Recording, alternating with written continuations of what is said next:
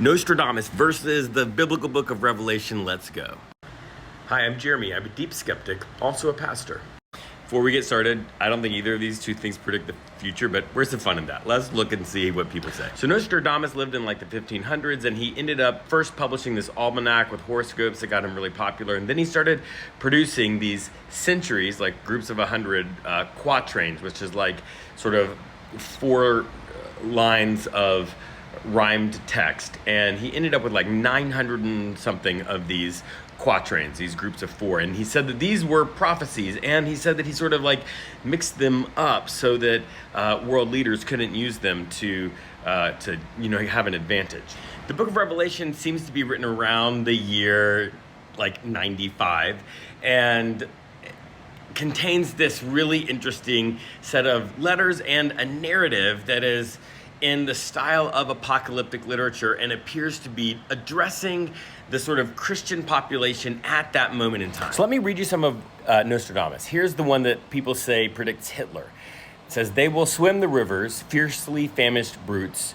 Most of the army shall range the Ister. In an iron cage will be drawn the great. When Rhine's child shall Germany watch over." All right, so that sounds, you hear Germany, which is great. Ister, they say, is Hitler. The problem is, it says the Rhine's child.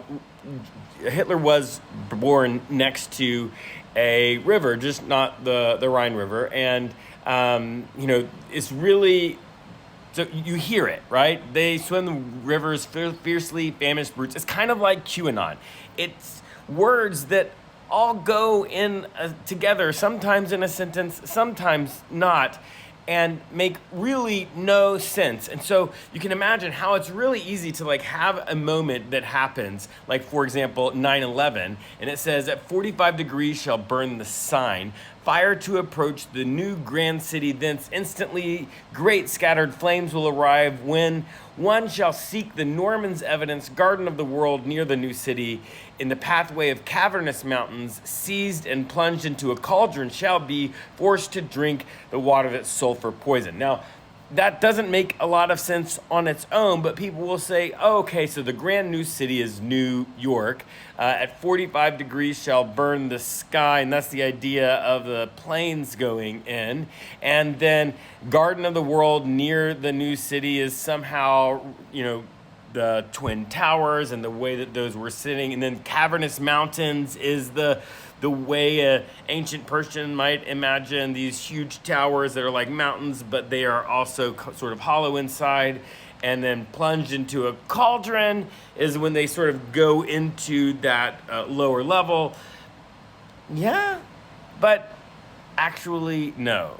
Because you could take any sort of world history event and find there's 940 something of these things. You can find some random words that might sort of apply, but when you look into it, it just doesn't work. It's not prophecy. It doesn't actually foretell the future. And we're going to get to that. Okay, so the book of Revelation is different and similar. Different in that it's like a cohesive narrative that begins with a bunch of letters. Like, for example, in chapter 2, see, look, I actually own Bibles. Chapter 2, to the angel of the church in Ephesus write, "These are the words of him who holds the 7 stars in his right hand, who walks among the 7 golden lampstands. I know your works, your toil and your patient endurance. I know that you cannot tolerate evildoers." You hear how that's like much more sort of cohesive thought and much more of a narrative. It starts with letters to a bunch of churches in actual locations at the time that this was being written. And so the idea is that it's definitely talking to those churches at those times. But that's not the weird stuff. And when I say weird, I mean like dragons kind of weird. Like it says, so when the dragon, this is in chapter 12, so when the dragon saw that he had been thrown down to the earth, he pursued the woman who had been given birth to the male child. And eventually in chapter 13, it says, they worshiped the dragon, for he had given his authority to the beast, and they worshiped the beast, saying, who is like the beast and who can fight against it? That's weird. Dragon, beast, there's all kinds of strange things, all sorts of very interesting and symbolic things, but it is in a sort of cohesive narrative.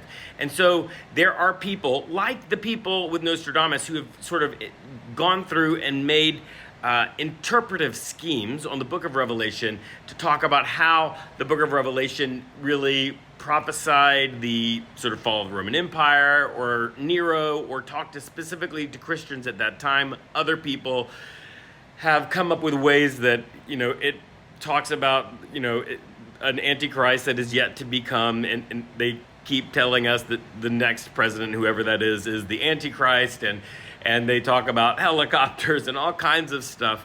But here's the thing that both of them have in common. They have neither of these two things, been shown to predict anything before that thing actually happened. There's actually a whole interpretive scheme that says that this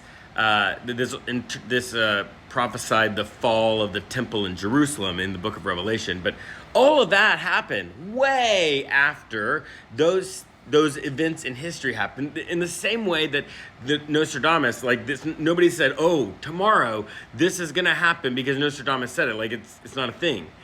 Neither of them have shown that they can predict the future before the future happens. It's only people taking an event that has already happened, looking back into Nostradamus or into the book of Revelation and saying, oh, no, see right here, it predicted that. I actually kind of enjoy reading both of these for different reasons. The Nostradamus quatrains are just weird, and I like to imagine, how could people, use this, QAnon stuff to, say it predicted something. And then I actually really think the book of Revelation is interesting because it can be read as this sort of, epic, right? This epic piece of literature that is about the struggle between good and evil and the way that good ultimately will triumph. And it can be a way to look forward past today and say, okay, there is good in the future, and our job is to sort of work towards that good future. But neither of them predict the future. Really, there's other things going on. So I have to choose a winner. Neither. Maybe Revelation, because you can understand it, but really, neither.